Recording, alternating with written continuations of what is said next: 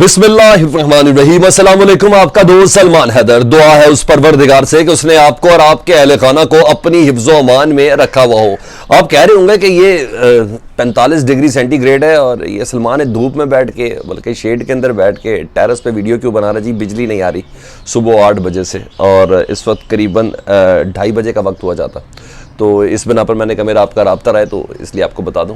कह रहे हैं कि शायद मेंटेनेंस से कह रहे हैं कि बिजली की सप्लाई कम है, लेकिन बहरहाल टारगेट पे टारगेट हिट हो रहे हैं। जी हाँ, बड़े बड़े एनआरओज देने का सिलसिला शुरू हो चुका और जून के वस्त तक 20 जून तक बेशतर केसेस मुस्लिम लीग नून और उनके हवारियों पर, चाहे सुपर क़यादत हो मियां नवाज शरीफ साहब की, चाहे मरियम बीबी के केसेस हों, चाहे शहबाज शरीफ के हों, चाहे हमजा के हों, तमाम के तमाम ख़त्म करने का फैसला कर लिया गया है। इस खबर से मुतल्लिक भी आपको मैंने बताना है, एवन फील्ड से मुतल्लिक भी आपको मैंने बताना है कि 20 से 22 जून के अंदर मरियम बीबी बाइज़्ज़त बरी होने जा रही हैं जी। उनकी सज़ा बिल्कुल ख़त्म होने जा रही है और उसके बाद वो इलेक्शन के लिए अहल भी होने जा रही है। वो क्या है? और लंदन मुज़ाकरात जी, वो मुशावरती इजलास जिसको हल्फन कुरानन और कसमन कंसील रखने का फ़ैसला किया गया और वजह सिर्फ़ और सिर्फ कुछ नहीं थी कि पाकिस्तान की एजेंसियों से, पाकिस्तान के इदारों से इस मुशावरती इजलास को दूर रखा जाए, इसके मिनट्स को दूर रखा जाए। इसलिए वीडियो लिंक के ज़रिए सर इसको किया जा सकता था, लेकिन जब मामला ही पाकिस्तान के इदारों के हवाले से हो, जब डिस्कशन ही पाकिस्तान के इदारों के हवाले से हो, जब डील करना ही पाकिस्तान के इदारों को, तो उसके लिए फिर पाकिस्तान की सरजमीन इतनी मुनासिब महसूस नहीं होती। उसके लिए डेफिनेटली बाहर का होना बहुत ज़्यादा ज़रूरी है। किसी ऐसी जगह का जहाँ कोई बग ना लगा हो, जहाँ कोई इंसाइडर ना दिए हों, उसमें टॉप कुछ ऐसे लोग मौजूद हों जो हलफ दे के बात करें कि जी इसके अलावा बात बाहर नहीं जाएगी। कुछ बातें बाहर आ गई हैं जी, उसको ज़राए कह के मैं कंफर्म कर देता हूँ और बाकी उसको हम चीज़ें देख लेते हैं एक के बाद एक। पहले मैं ज़रा एनआरओ से मुतल्लिक आपको बता दूँ जी। पहला एनआरओ जी आज FIA ने दे दिया शहबाज शरीफ साहब को और हमजा शहबाज साहब को। ये है मकसूद चपड़ासी वाला केस। जी हाँ, मनी लॉन्ड्रिंग वाला केस ही। उसमें अब किसी और अदालत से ये मामला हल होगा। सर थोड़ी सी वो चीज़ें टॉप स्टोरीज उसकी आपकी बता देता हूँ, हेडलाइंस जी। FIA का वज़ीर-ए-आज़म पाकिस्तान शहबाज शरीफ और दीगर के खिलाफ मनी लॉन्ड्रिंग का ट्रायल ना करने का फैसला। ये फैसला किया जी कि हमने कोई ट्रायल नहीं करना। अच्छा, अब आप काम की हालत देखें कि जब सिर्फ तहरीक-ए-दम एतमाद हुई थी, अभी शहबाज शरीफ साहब ने हलफ नहीं लिया था, तो इदारों ने उनके हक़ में काम करना शुरू कर दिया था। आपको बहुत अच्छे से याद होगा कि शहबाज गिल, शहजाद अकबर और डॉक्टर अरसलान जो है उनके नाम तक ECL के अंदर चले गए थे। अभी कोई अहकामात नहीं दिए थे शहबाज शरीफ साहब ने, अभी कुछ भी ऐसा नहीं हुआ था। तो इदारे इस तरह एक्टिव होते हैं, इदारे इस तरह एक्टिव होते हैं मुस्लिम लीग नून के लिए। तो ये सब हुआ था। उसके बाद जी अचानक से सुबह पेशी थी तो DG FIA जो थे डॉक्टर रिजवान, उनको छुट्टी पर भेज दिया गया।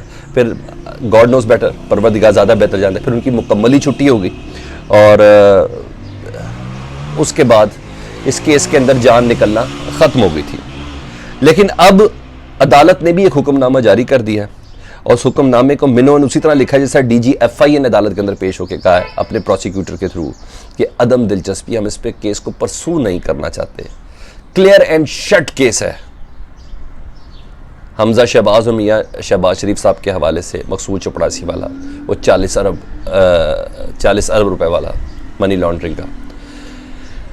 अदालत ने FIA प्रोसिक्यूशन टीम की दरख्वास्त को रिकॉर्ड का हिस्सा बनाया है।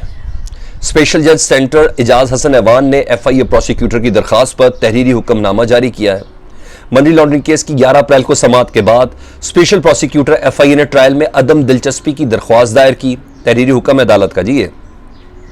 DG FIA ने तफ्तीशी अफसर के जरिए शहबाज शरीफ के खिलाफ पेश ना होने का कहा है। यह भी स्पेशल प्रोसिक्यूटर FIA के वकील कह रहे हैं जी, हमें DG ने कहा कि नहीं पेश होना, आपने इस केस को आगे परसू नहीं करना आपने। शहबाज शरीफ और हमजा शहबाज के वज़ीर-ए-आज़म और वज़ीर आला बनने के बाद इस प्रोसिक्यूशन को पेश होने से रोका गया है। स्पेशल प्रोसिक्यूटर सिकंदर जुल्कुनैन सलीम ने यह कह रहे हैं FIA के मुतल्लिका हुकाम ने शहबाज शरीफ, हमजा शहबाज समेत दीगर के खिलाफ ट्रायल में अदम दिलचस्पी जाहिर की है। स्पेशल प्रोसिक्यूटर FIA की अदम पेशी की दरख्वास्त को रिकॉर्ड का हिस्सा बना दिया गया है अदालती हुक्म के थ्रू। इससे बड़ा कोई एनआरओ है तो मुझे बता दे। ये वो टारगेट्स है जी जो एक के बाद एक हिट हो रहे हैं। यही इमरान खान कह रहे थे कि ये मुझसे एनआरओ मांग रहे हैं, अभी अपने आप को ही एनआरओ दे रहे हैं। ये तो भी एक है, अभी दूसरा भी सुन ले। ये तो मैं अदालती हुक्म आपको बता दिया जी, कोई एफआईआर मकसूद चपरासी माजी का इस किस्सा बन गया। अब बताऊं क्या होगा ये काम, अब ये डेड हो जाएगा जी। एफआईए ने कि डीजी ने कहा पेश होने से इनकार कर दिया है कि मेरा वकील ना पेश होने के जी, हमें कोई दिलचस्पी इस पे नहीं है। अब एक बड़ी अदालत में जाएगा, may be possible, Lahore high court में चला जाए, may be possible, FIA Islamabad high court में चला जाए और ये केस ख़त्म हो जाएगा। और जून के आखिर तक ये केस ख़त्म हो जाना है, ख़त्म हो जाना है, बंद नहीं होना, दाखिले दफ्तर नहीं होना, इसको ख़त्म हो जाना है। क्योंकि जब नीचे से ही प्रोसेस शुरू होगा, जब उधर भी जाके जी हमें कोई दिलचस्पी नहीं है, एफआई का केस है ना, हमें कोई दिलचस्पी नहीं है, तो अदालत क्यों फैसला करेगी? तो अदालत इस केस को ख़त्म कर देगी, तो ये एनआरओ जारी हो जाएगा। ठीक है जी, ये सुन लें। दूसरा भी एनआरओ कौन सा जी, मरियम बीबी जी एवनफील्ड केस में पेश हुई हैं जी अपनी सज़ा माफ़ कराने के हवाले से। ये दूसरा एनआरओ बिल्कुल होने के करीब हो चुका है जी। यहाँ सज़ा ख़त्म कराने का केस है और नैब का वकील इधर पेश नहीं हुआ, जिसने ये सज़ा दिलवाई, करवाई, सब कुछ किया, प्रोसिक्यूट किया, नहीं जी, नैब का वकील ही पेश नहीं हुआ मरियम बीबी की सज़ा ख़त्म कराने के इस केस के हवाले से। और ये भी मैं बता दूँ, ये फ़ैसला भी मरियम बीबी के हक़ में ही आना है। नैब पीछे हटेगी और मैक्सिमम जून का महीना पूरा लगा लें आप, मरियम बीबी के हक़ में ये फ़ैसला आ जाना है और ये सज़ा भी ख़त्म हो जाएगी और फिर मरियम बीबी की नाअहली के हवाले से मामला हो जाएगा। वो ज़ाहिर बात है, जब सज़ा ख़त्म हो जाएगी तो नाअहली भी ख़त्म हो जाएगी, फिर पासपोर्ट भी जारी हो जाएंगे, फिर सब हो जाएगा। तो जून तक ये जो टारगेट्स हैं अपने केसेस ख़त्म कर, शहबाज शरीफ साहब क्लियर हो गए जी, हमजा साहब क्लियर हो गए, मरियम बीबी क्लियर होगी, मियाँ नवाज शरीफ साहब भी क्लियर हो रहे हैं। वो किस तरह, वो बता रहा हूँ मैं आपको, भी इनसाइड स्टोरीज आपको वो बतानी है लंदन इजलास के हवाले से, बड़ी हैरान कुन चीज़ें जी वो आपको बतानी है। अच्छा जी, और इसी के साथ मैं आपको ज़रा मरियम बीबी की थोड़ी बदतमीज़ी बता देता हूँ जो उन्होंने आज मीडिया से गुफ्तगू करते हुए की है, फिर मैं आपको लंदन इजलास के अंदर की खबर आपको देता हूँ। मरियम बीबी ने आज फिर फ़ौज पर हमला किया। यूँ कह ना वो बाप की मान रही हैं, ना चचा की मान रही हैं, या कुछ अंडरस्टैंडिंग है, या परवेज़ रशीद साहब की सिर्फ मान रही हैं, बेमुहार हो गई हैं जी। आज उन्हें बहुत कुछ बोला, लेकिन एक जुमला मुझे क्लिक कर गया। मरियम ने फ़ौज पे हमला करते हुए ये कहा है कि पाक फ़ौज का सरबराह मोहतरम है, किसी बेदाग शख्सियत को पाक अफवाज का सरबराह बनाना चाहिए।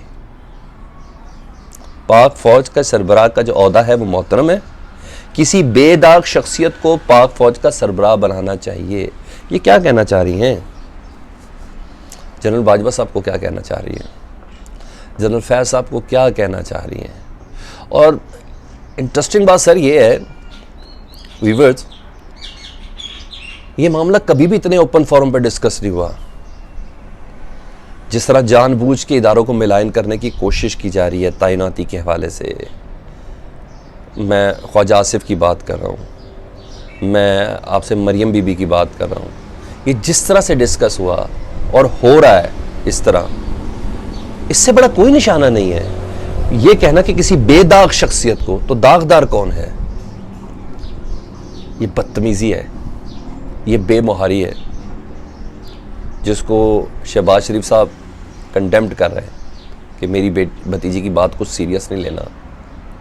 तो कुछ है जिसके इशारे पर मरियम बीबी, अब तक मैं अभी आपके सामने बोलूँ तो मैं कह रहा हूँ कि ये तो नवाज शरीफ साहब की भी लाइन नहीं है, ये तो शहबाज शरीफ साहब की भी लाइन नहीं है, तो लाइन ये परवेज़ रशीद साहब की हो सकती है।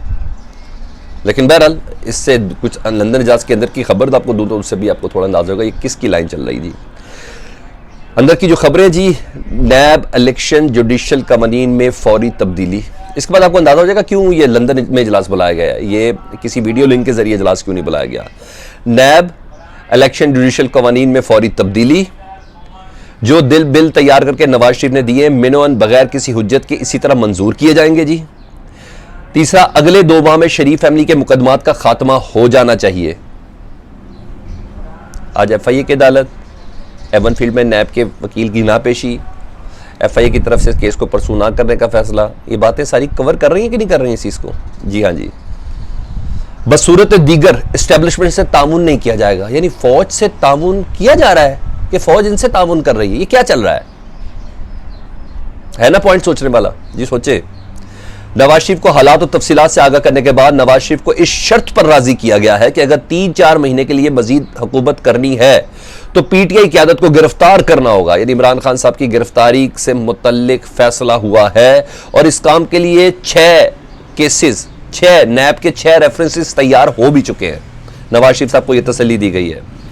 इजलास के बाद शहबाज शरीफ ने अपने करीबी 2 सीनियर रहनुमाओं से कहा है कि अभी जो कुछ मियां साहब कह रहे हैं ना वो मान लें, मुल्क वापस जाकर इन इकदाम को कैसे पूरा करना है वहां जाकर हिकमत अमली बनाई जाएगी। 6 रेफरेंस इमरान खान के खिलाफ तैयार हैं जी, और इस्टेब्लिशमेंट से अपने केसेस, नून लीग के ऊपर जो केसेस है वो खत्म करने की बिना पर एस्टेब्लिशमेंट से तामुन रखा जाएगा, नहीं तो फिर एस्टेब्लिशमेंट से तामुन नहीं किया जाएगा। शरीफ फैमिली के मुकदमात अगर खत्म एस्टेब्लिशमेंट ने ना करवाए तो, यानी फौज न्यूट्रल है तो ये कह रहे हैं नहीं आप करवाएं। अच्छा जी आगे, अगर पीटीआई की क़यादत को गिरफ्तार करने में एस्टेब्लिशमेंट रुकावट बनेगी तो इनको भी बेनकाब किया जाए। लाहौल वाला कुव्वत। शहबाज शरीफ के हालिया असम्बली बयान पर नवाज शरीफ की तरफ से नाराजगी का इजहार किया गया कि आपके बयान से इमरान के बयानी को तकवीयत मिली थी, जिसमें उन्होंने कहा था कि हाँ खत था, धमकी थी, साइफर था, लेकिन साजिश वाला अंसर उसके अंदर नहीं था। तो देखा, बड़े बड़े टारगेट हिट हो रहे, कुछ भी नहीं है, ये हिट एंड रन है, ये मुकदमे खत्म कराने हैं, ये अपने आप को क्लियर चिट देनी है ताकि इलेक्शन कैंपेन को मियां नवाज शरीफ अगले मोर्चों पर यहां रन कर सके। मरियम बीबी को पब्लिक ऑफिस होल्डर के तौर पर एलिजिबल करार दिया जा सके। इसके अलावा कोई टारगेट्स नहीं है, कोई भी टारगेट नहीं है कि अवाम की कोई मुश्किल हल करेंगे। कुछ है ऐसी मीटिंग में, मैंने को बताया पेट्रोल की कीमत कम करनी है और मिफ्ता इस्माइल को ये बात समझानी है, डॉलर नीचे लेके आना है, बिजली सस्ती करनी, कोई असर है इसमें? मैंने जो पॉइंट आपको बताया, तोहफा हमारी किस्मत पे कि ये हो रहा है। इससे बड़ी मैं नहीं समझता एस्टेब्लिशमेंट का कोई धमकी मरियम भी उधर देते हुए और कर रही है, और ये कह रहे हैं कि हम एस्टेब्लिशमेंट से तामुन कर रहे हैं। अल्लाहु अकबर। मैं कुछ नहीं कहूँगा, अपना बहुत ख्याल रखें। कमेंट सेक्शन में मुझे आगाह कीजिएगा। अल्लाहुम्मा सल्ली अला मुहम्मद व आले मुहम्मद।